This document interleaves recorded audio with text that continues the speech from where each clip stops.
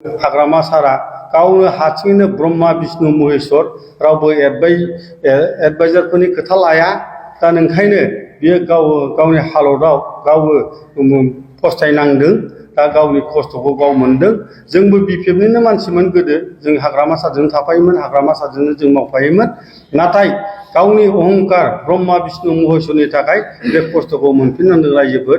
दासो रायजोफोरखौ एसे गाव थेला मोननायखाय एसे रायजो राजाफोराव थांनानै बोरै जाखो मारै जाखो बिपिएफआनो संखा बिपिएफआनो गभर्नमेन्ट बानायफिनगोन होनलाबायनानै गावनि खोथाखौ लानानै बुंगासिनो दं।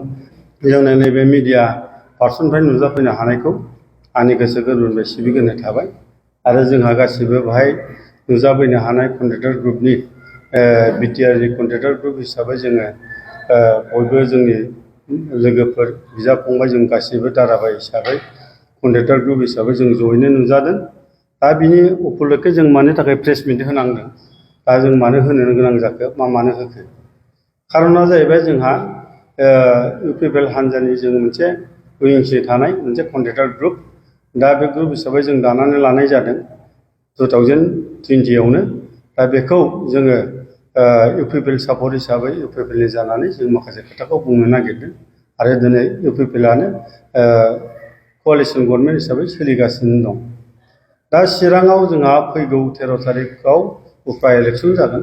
दा बे इलेक्सननि पारपासै जोंहा माखासे खोथा बुंनांगौ दं, रायजो राजाखौ खावलायनांगौ दं।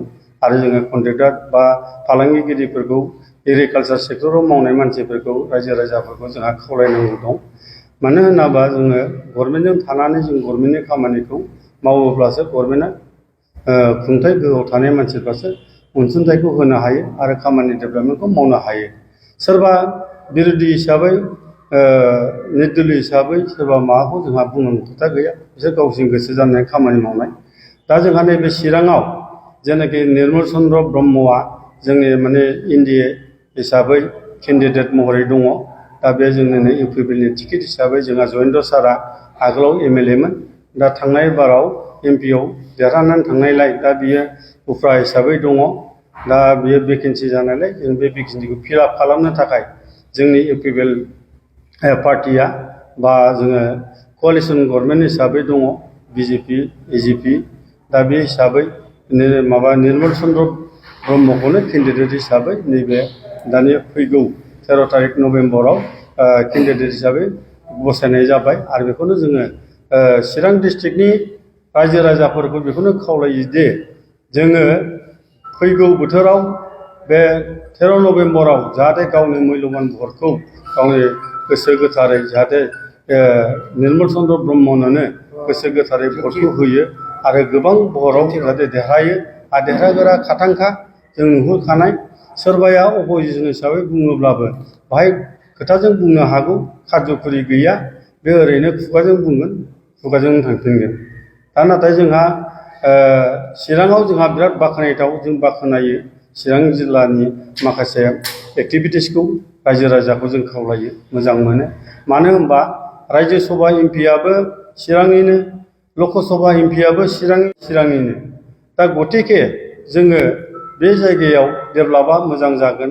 आरो साननो हनो गोरों, गोदोनिफ्रायनो एबसुनिफ्राय खाथिबोनाय गासिबो साननो हनो गोरों, सिन्था जानाया मोजांखा। दा बे मोजां हिसाबै रोनगोरा सारखौबो जों बाख्नायो आरो जयेन्द्र सारखौबो जों बाख्नायो। आरो जोंहा इएमबो दङ रन्जित बसुमतारी। दा बेखौबो जोंहा इएमखा।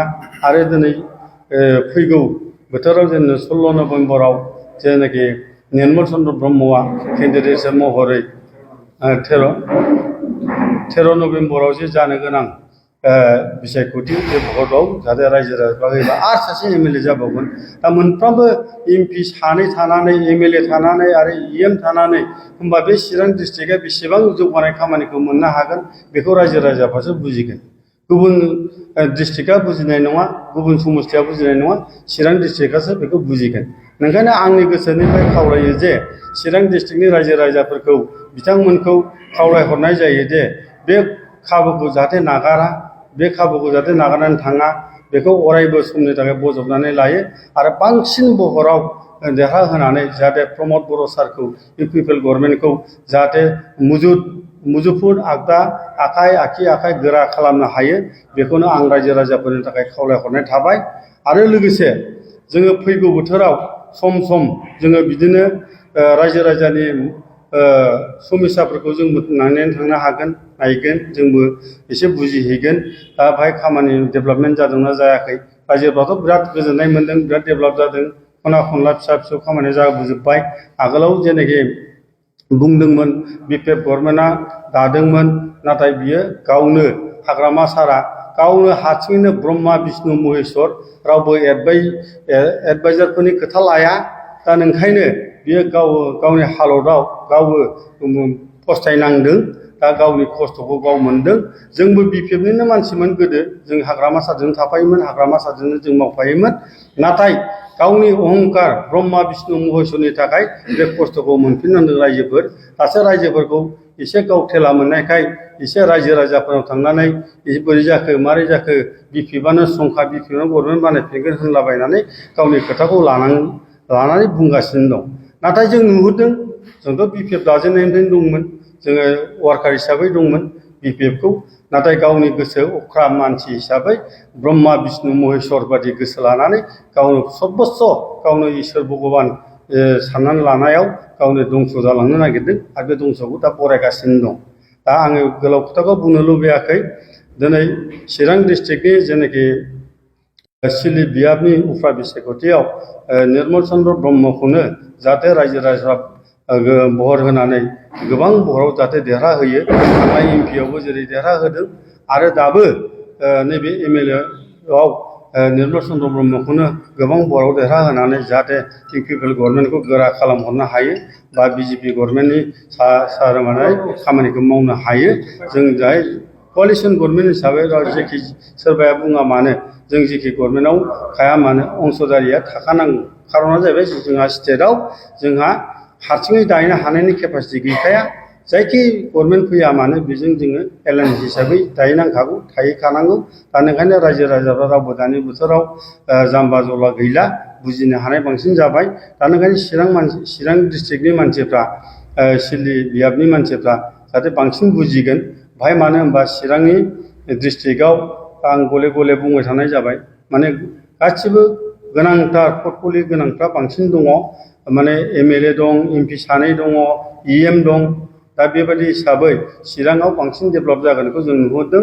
आरो बेखौ देरहाहोयोबा प्रमद बर' सारनि आखाइ गोरा मुजुफुर खालामहोनाय जागोन। ओंखायनो आं बेखिनिखौ बुंनानै आङो चिरां डिस्ट्रिक्टनि रायजो राजाखौ आंनि गोसो गोरबोनिफ्राय मोजां मोननाय, अननाय आरो खुलुमनाय बावहरग्रोनाय थाबाय। आरो बेजों लोगोसे आङो जाहाथे रिजाल्टखौ 23 तारिख नभेम्बरावनो मोननाय जागोन। दा बांसिन भट मोननानै जों निर्मल चन्द्र ब्रह्मनि रिजाल्टखौ नुनायाव जों गोबां एटम बम गावनो हागोन। खालि फुजायाव एटम गावाजासिनो फैगौ नभेम्बर 23 तारिखआव जों नेनानै थाबाय। चिरां जिल्लानि रायजो राजाफोरनि भट होनायाव देरहागोन साननानै जोङो नेनानै थाबाय। जों 23 तारिख नभेम्बराव जोङो बमाखौ खालि फुजा महरै जों बेहाय बाहायहैनाय जागोन। दा जोङो बेखिनिखौनो बुंनानै आङो आंनि सुंद' बिबुंथिखौ बेखौनो बुंनानै फोजोबनाय जाबाय। गोजोन्थों।